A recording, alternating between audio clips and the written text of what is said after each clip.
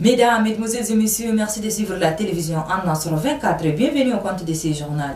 Le président de la République islamique de Mauritanie, Mohamed Ould Cheikh Al Ghazouani, a effectué ce 5 février 2022 une escale technique en N'Djamena. Il a été accueilli à sa descente d'avion à l'aéroport international Hassan Diamouz par le président du Conseil militaire de transition, le général d'armée Mohamed Idriss Déby Itno. On fait le point avec Nasser Noudjiti de la télévision nationale.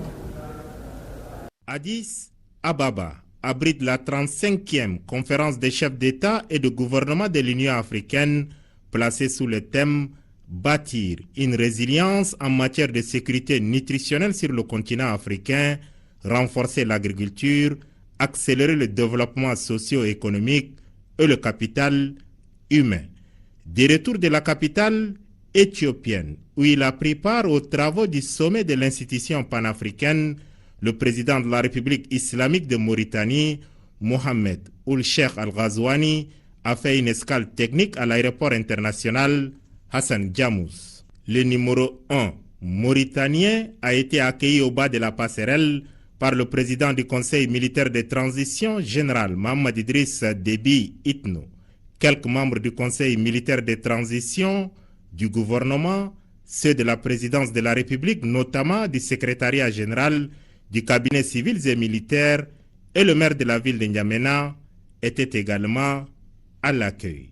Les deux chefs d'État se retirent ensuite au salon d'honneur où ils échangent pendant 1 heure. Ces échanges s'inscrivent dans le cadre de consultations régulières et permanentes entre les deux hommes d'État.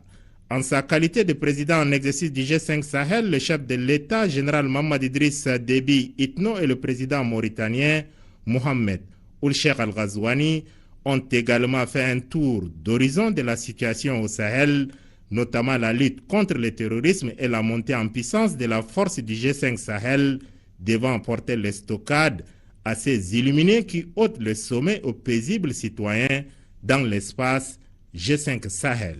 Les discussions terminées, le président mauritanien Mohamed Ould Cheikh Al Ghazouani est raccompagné au pied de son avion comme à son arrivée par le président du Conseil militaire de transition. Le chef de l'État, général Mohamed Idriss Déby Itno, revient ensuite attendre sur les marches du pavillon d'honneur jusqu'au décollage de l'avion présidentiel mauritanien pour Nouakchott. Lors du sommet de l'Union africaine tenu à Addis Abeba en Éthiopie, le commissaire de cette organisation continentale a réitéré l'engagement de cette institution à accompagner le Tchad dans cette phase de transition. Suivez un extrait de ses propos. Je vais vous assurer, comme vous l'avez dit, que nous appuyons entièrement la transition politique au Tchad. Bien sûr, la déclaration faite par le Premier ministre du Tchad est la bienvenue. Nous en félicitons. Certains pays font face au terrorisme et à l'extrémisme violent. C'est pour cela d'ailleurs que nous mettons beaucoup de temps et d'énergie et nos ressources. Et avec le support, le mécanisme de support de l'Union africaine, nous y penchons. Également, pour cette question, il faut une évaluation multidimensionnelle et notre équipe technique est déjà en train de la faire sur le Tchad et sur d'autres pays pour lesquels il faut un appui très fort de la Commission de l'Union africaine.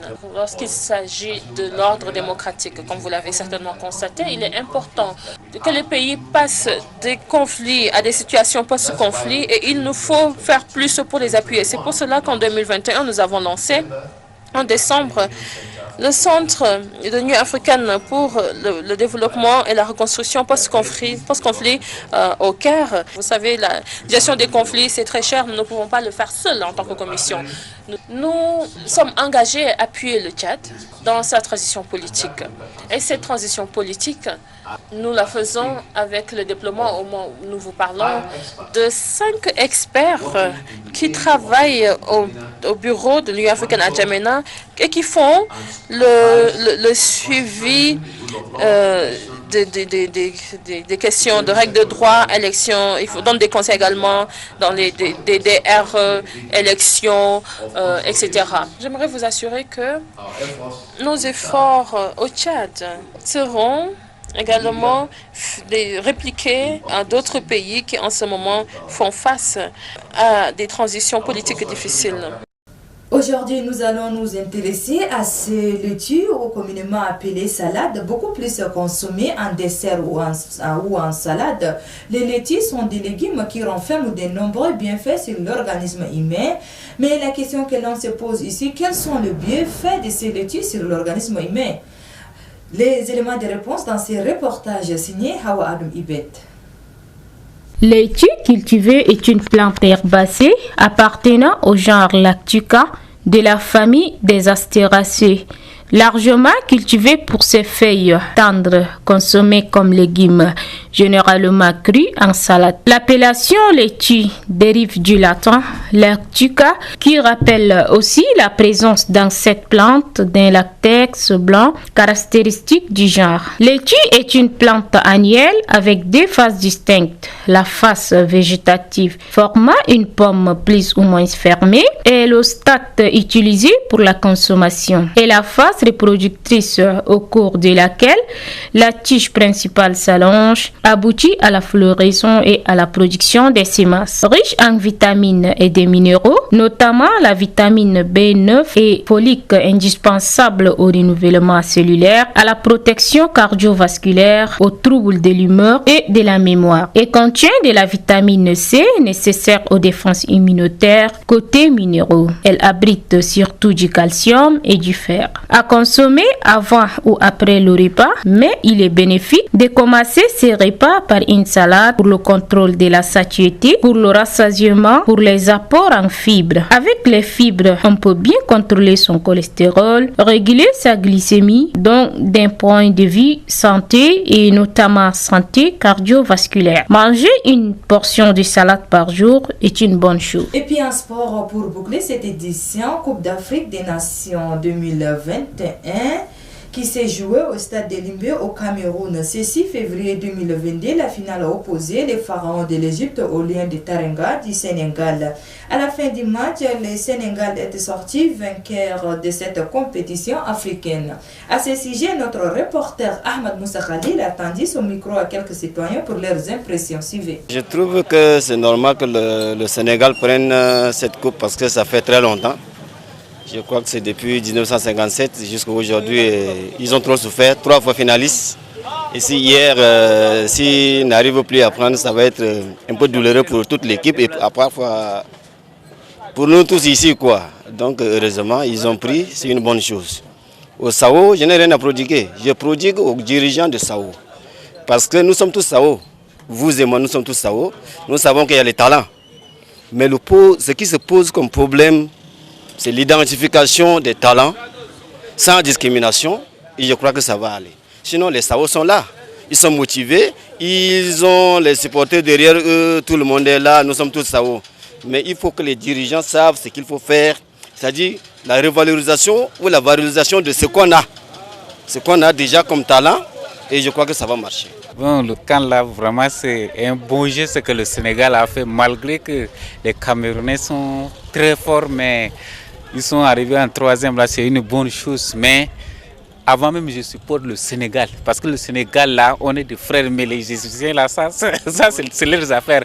Mais surtout, je regrette pour le Nigeria, parce que le Nigeria a fait un bon geste, un très bon geste. Je croyais que c'est le Nigeria qui allait prendre ça, mais malheureusement pour lui, je crois qu'au Coupe du Monde, là, il va faire mieux.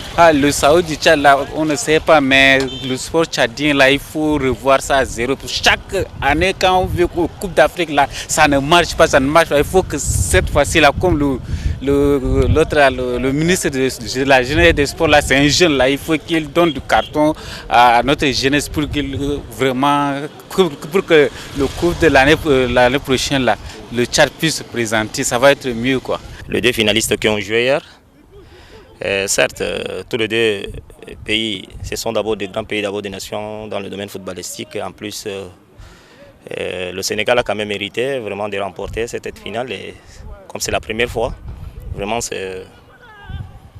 ils ont quand même s'est donné en fond et ils ont vraiment réussi à remporter ce trophée. Donc le mérite leur revient.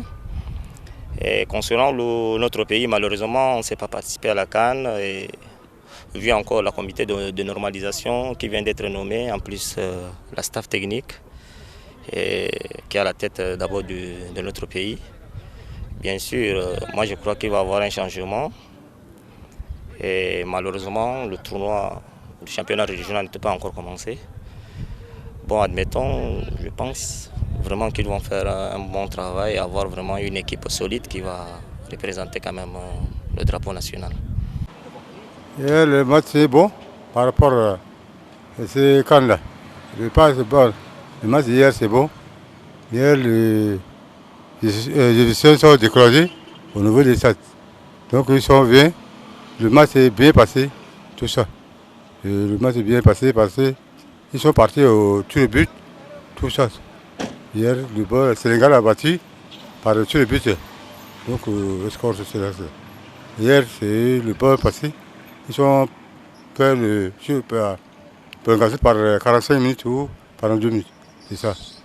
Et sur cette page sportive que se referme cette édition, merci de l'avoir suivi. Au revoir et à la prochaine. Bon suite de programme sur la télévision en Nasra 24 à demain, Inch'Allah.